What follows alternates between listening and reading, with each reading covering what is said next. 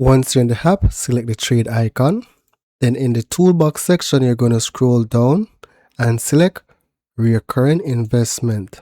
Select create recurring investment. Search for the asset, for example, Microsoft. So here the asset is Microsoft that I want to invest, set up a recurring transfer, which I want to set up a recurring investment for. Here you can choose a start date when you want it to start. So for example, the 29th. So I'm going to select done. Then here you're going to specify the amount that you want to invest, right? So this is dollar value. Then you're going to choose your interval, whether it's going to be weekly, bi-weekly, monthly, or quarterly. So let's say monthly. Then here you're going to choose an end date when you want this transaction to end, or if you want to set a number of installments. Let's say 10 after 10 transactions it ends.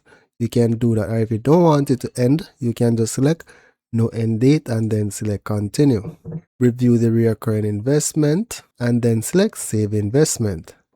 If you found this video helpful, don't forget to leave a like or comment. So that's it for now, guys. Thank you for watching.